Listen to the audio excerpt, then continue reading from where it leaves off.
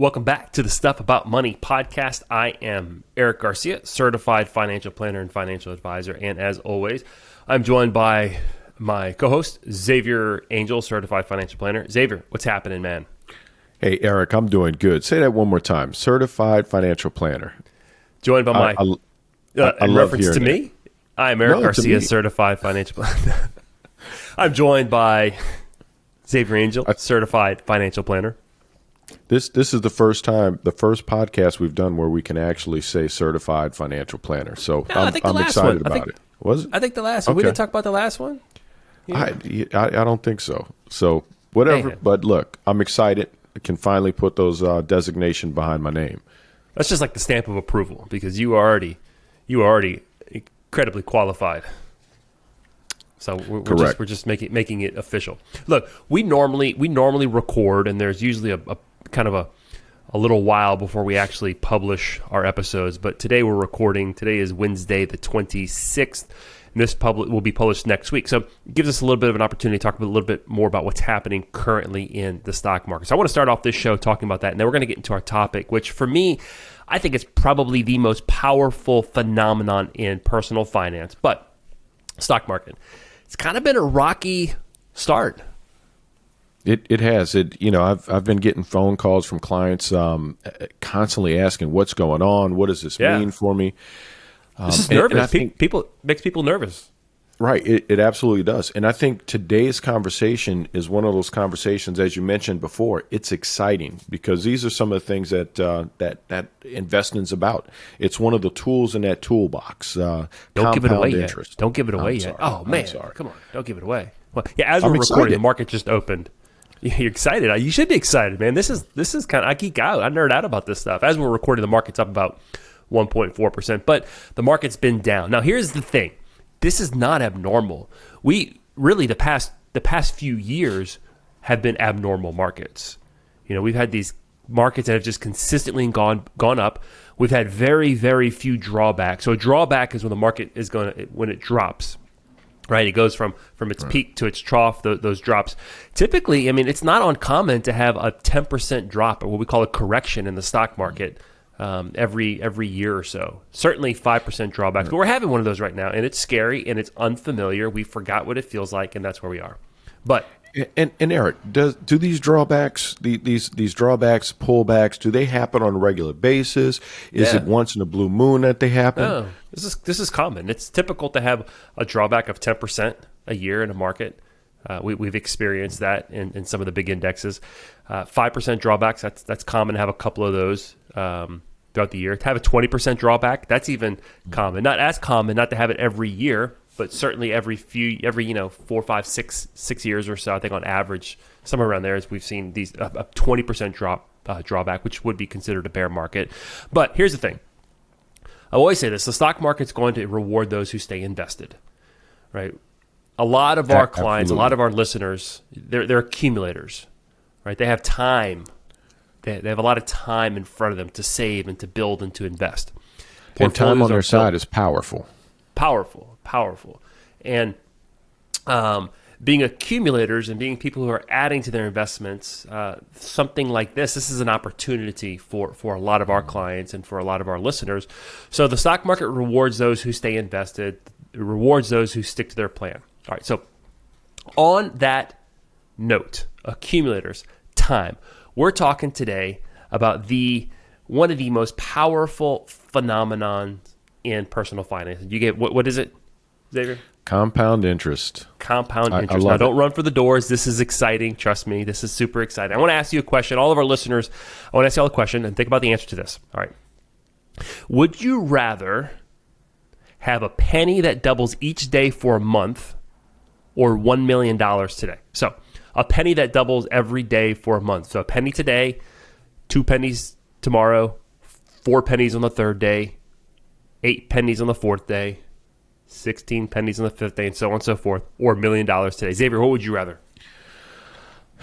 I'd rather that penny a day. And I know most of our listeners, some of our listeners would probably come in and say, give me $1 million rather than that penny a day. Right. Okay. You hesitated. I would expect a certified financial planner to answer quicker than to hesitate on a question like that. All right, so go ahead. I'm not gonna tell you the right answer. You could have answered wrong. Okay, let me tell you a story. We do story time. Story time. There's an ancient Indian tale, right? And the king was known for his chess skills, his chess player. And there was a sage that was walking through the land, and the king challenged him to a chess game. So the king had never been beaten before, and the sage agreed to a chess game under one condition. If he wins, all he asks, very humble, all he asks is that the king would give him 1 grain of rice doubled per square on the chessboard. So there's 64 squares on the chessboard. So on the first square, 1 grain, the second square, 2 grains, the third square, 4 grains, all the way to the 64th grain. The king, taking this guy for a fool, accepted his challenge, played the chess game. King lost and quickly realized that there was no way he could fulfill the promise that he made to the sage. I think by the time they got to the 64th square, it was like something like 9 quintillion grains of rice, some ridiculous number. I don't even know how many. That's a lot of zeros. That's a lot. Right? So back to our penny story. You answered right. Listeners, did y'all answer right? What did y'all pick? $1 million, the allure of $1 million today, or a penny a day doubled for 30 days. One of my favorite proverbs, it's 13:11. It says this: money made hastily dwindles, but he who gathers little by little, oh my goodness, I just draw a blank. He who gathers little by little keeps it. So money made hastily dwindles. He who gathers little by little keeps it. And that's what compound interest is. It's gathering money little by little. Now, since we're in school here, let me define 2 types of interest really quick. All right. There's simple interest. You know what that is, right? Certified financial planner. I know that. Simple interest, correct. You're earning money off of the money that you initially put in. Just off the initial principal, that's right. And there's compound interest. So simple interest says this: if I start with $10,000, okay, and I'm earning, let's say 10% on that $10,000, simple interest says I earn $1,000 this year, and then the following year, in the second year, I'm earning 10% on that initial investment. So I'll end my account with $12,000, right? And then the third year, 10% off the original investment, so I have $13,000. Compound interest says this. It says that I am not earning interest only on my original principal, but now I'm earning interest on my interest. So Erik, in that second year, I'm earning that 10% off of that $1,100 and not the $1,000? So let's think of simple interest on one hand, compound interest on the other hand. So year 1, 10% on $10,000. Both accounts end with $11,000. Year 2, this is where it starts to change. Year 2, simple interest says I'm going to earn 10% on my original investment. So I end the year with $12,000, right? 10% of... I like it. Compound interest says, no, you're earning interest not only on the original 10, but you're earning interest on the $1,000 interest that you earned in the first year. So my account now ends with $12,100. Third, and let's jump ahead to the 5th year, right? Simple interest, I'm earning 10% on my original amount, so I end at the 5th year with $15,000. In my other account where I'm earning compound interest, I end with $16,105. Okay, you're $1,100. What's so powerful about that, Erik? Why are you so excited about that? Well, let's fast forward 30 years, okay? In my simple interest account, I have $40,000. That's cool, right? $40,000. Do you want to take a guess how much I have in my compounding interest account? Well over $125,000.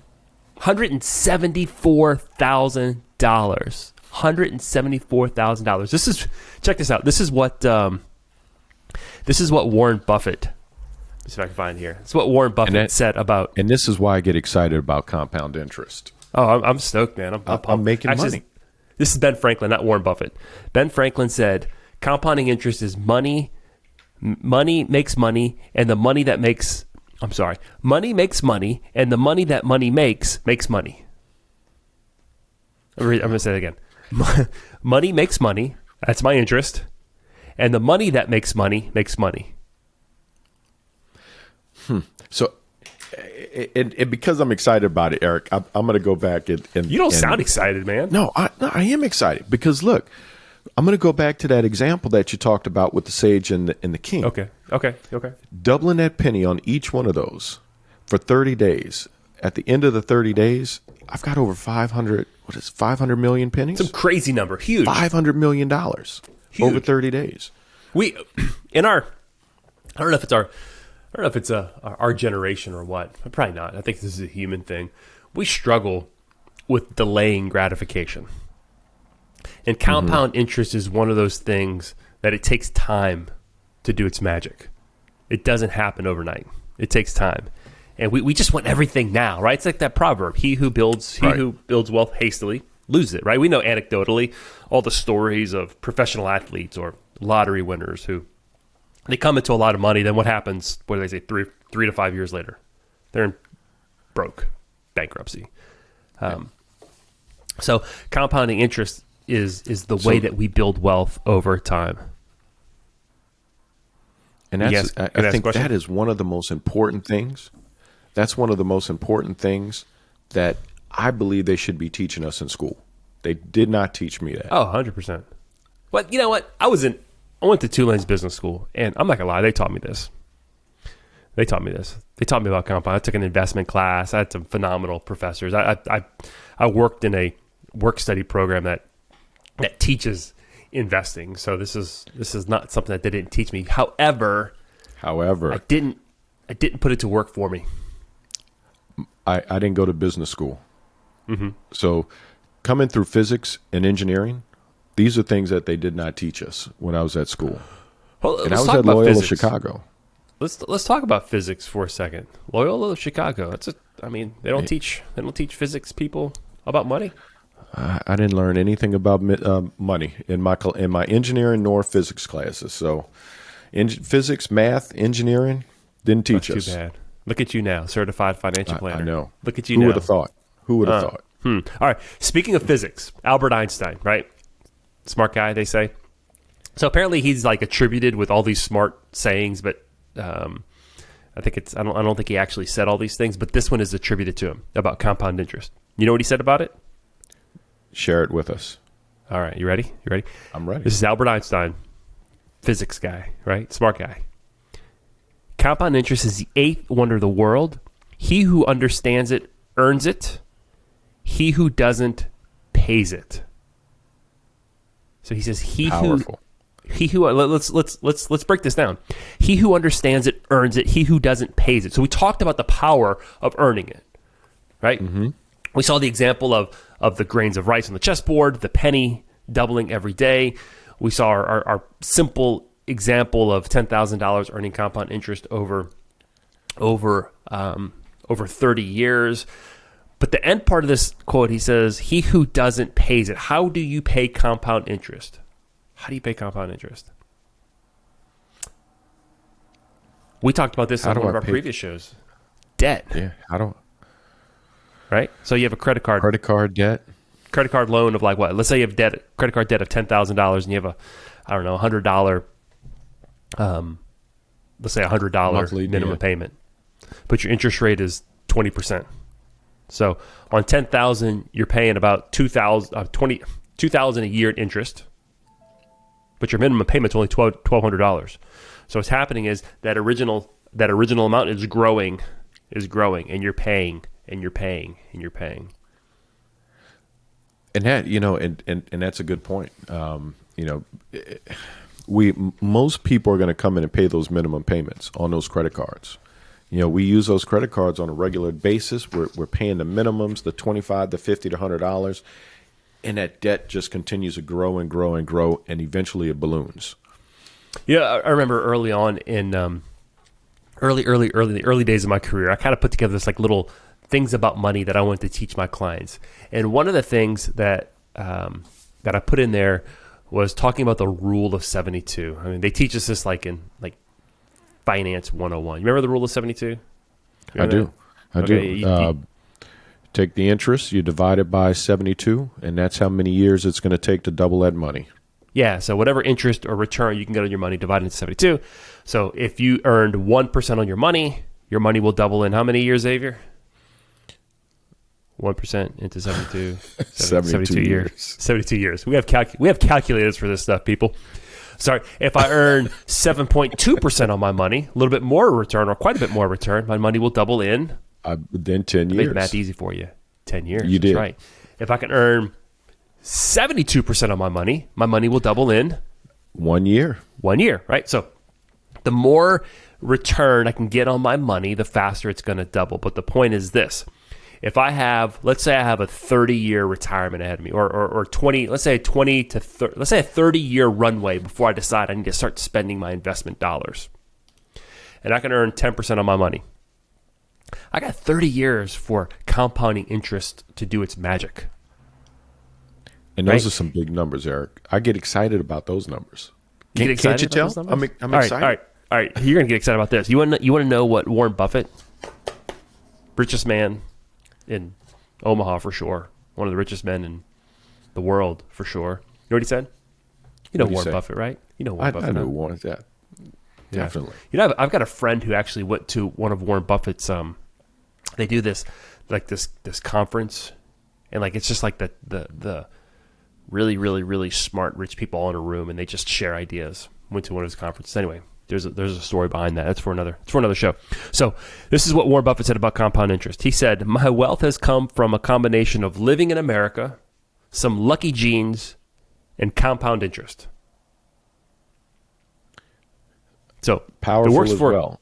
So it worked for him. It should work for everyone. Heck yeah. Heck yeah. But it takes discipline. Okay, it takes discipline. So we've established the power of compound interest. To me, it's one of the most powerful phenomenons in the investing world. It's like your secret weapon to building wealth if you truly understand it. Especially those of you who are young. When I say young, like under 30, you should be taking full advantage of. That doesn't mean you have to have like a big lump sum of money and dropping it in the investment into an investment account. For those who are under that 30 years or even 45 years old and getting started later, if I'm hearing you correctly, what you're telling me is I don't need a large sum of money to start as long as I start today. Because with compound interest, it's going to continue to grow. Three things you need to do. Okay? This is it. Lean in here, people. Get your pen out. I'll give you a second. All right. 3 things that you need to do. Number 1, you're right. Doesn't matter how old you are. You could be 25, 30. You could be 45. And if you're 50 listening to this or 60 and you're still working, earning an income, this applies to you as well. Start investing now. Today. Not tomorrow. Okay? Compounding is a function of time and return. And time is a diminishing resource. Never get it back. So the sooner you start, the better off you're going to be. How many times have you heard someone say, gosh, I wish I would have started saving earlier? All the time. I used to say it all the time. I say it. I say it to myself, like, gosh, I wish I wouldn't have spent. I wish I wouldn't have I wish I would have waited till I built my house. I wish I had waited at least 2 or 3 or 4 more years. Mm-hmm. I wish I wouldn't have done this, or I wish I wouldn't have done that. But hey, what? It is what it is. Start investing now, today. Number 2, invest regularly. You don't have to start with a lump sum of money, but if you're investing regularly, putting money into an account that's earning interest on a consistent basis, that's a really good way to get started. You kind of work that. That comes with building that plan so that you stay on that plan and follow it and continue to do it, whether it's monthly, quarterly, whatever it is. Well, I think people think like, if all I can do is like $100 a month right now because I'm trying to get out of debt, I'm trying to save for my kids' college, whatever it is. I only have $100 a month, and what really is that going to do for me? Well, I tell you what, when you run a future value of money calculator on a $100 a month investment into an account that's going to earn you 10%, and you realize that you're going to have a crap ton of money in the future by a small amount, I think it motivates you. It paints that picture for you. That's why I think the plan is so important. Mm-hmm. And then inevitably, here's what's going to happen. You start investing. This is what happens for me. I start investing a small amount. You start to see growth, and you're like, oh, this is cool. What happens if I invest more? So then you start actively looking for opportunities to save money, to spend less so you can invest more. And then you start thinking like, oh my gosh, if I can build up an account to a certain amount, then maybe like maybe I can step away from this job that's like a grind that I don't enjoy. Maybe I can pursue a different opportunity. And that's what money does. That's what cash does. Investments do for you. It gives you the ability to take advantage of opportunities when they present themselves. So I'm 30 years old, Erik. And okay, you wish you were 30. I'm close to it, but let's just go with 30. Okay, I'm on the wrong 30. side of 30. Okay, okay. So we'll age play along. 30, You're 30 years old. And I began investing $4,000.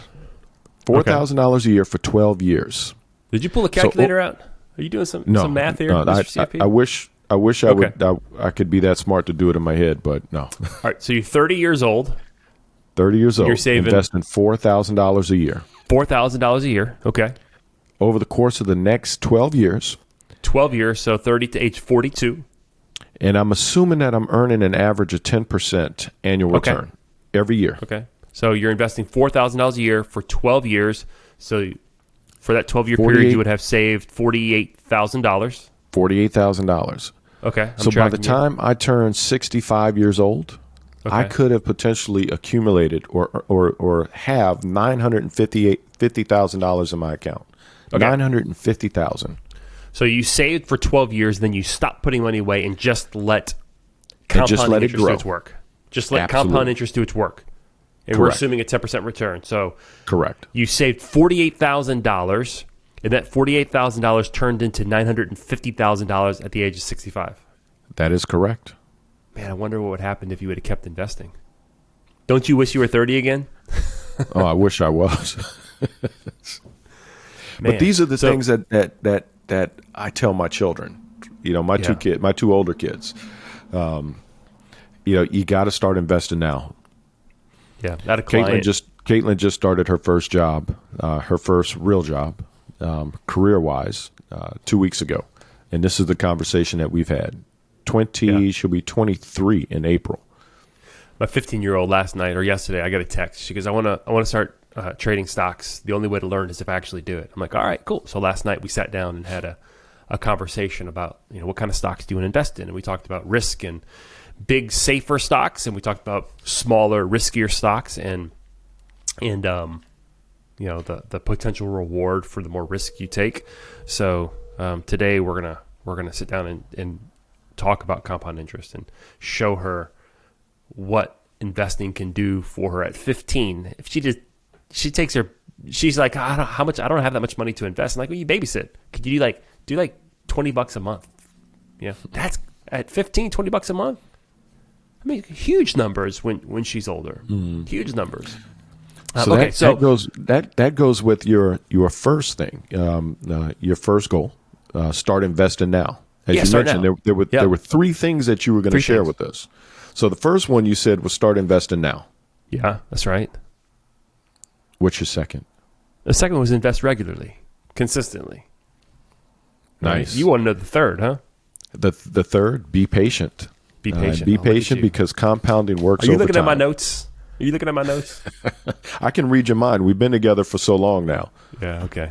Yeah, be patient. Yeah, compounding, that's right. Compounding works over time. Money made hastily dwindles, but he who gathers little by little, little by little, little by little, over time, little by little, the accumulation of money over time, your money, earning money, earning money, earning money. I used to have a work with a CPA, and he would say it's like your money having babies, and those babies having babies, and then those babies even having babies. I think there's actually a credit card commercial. I think it might be American Express. I'm not sure, one of them. And the guy's at a pet store. Have you seen it? And he buys a rabbit. No. And then like the screen, the camera pans away, and it comes back, and there's like multiple rabbits now. And then the camera pans away again. There's like even more rabbits, right? And then the camera pans away, and there's like thousands of rabbits now. The rabbits multiply. That's compounding interest right there. So be patient. Just like in the story of the penny, right? Patience, when we're talking about investing in time and return, pays off. So what's the takeaway, man? Takeaway is if you put off investing for a later date, you're not going to have what you could if you begin today. So rethink your strategy and begin saving now. Start today. Start today. Yeah. Start today. Go online and Google investment calculator and find a future value of money calculator, right? So they're all over the place. Just go online, and you can see what the impact of saving a certain amount over time will actually have for you. Y'all, thanks for listening. Like, if you find this valuable, go ahead and share this with someone else. Go ahead and leave us if you're on Apple, leave us a review. Let us know what you think about the show. Let us know what you think about compound interest. Give us a rating. We'd love an honest rating of what you think of our show. Follow us. We're on all the major podcast listening apps, Spotify, Apple, Google, wherever you are. You can find us, stuffaboutmoney.com. You can find us there. Y'all, compounding interest is powerful. Take advantage of it. Start today. That single grain of rice could become enough for dinner for the rest of your life. Boom. Mic drop. Certified financial planner, Xavier Angel. We're out. Have a good day.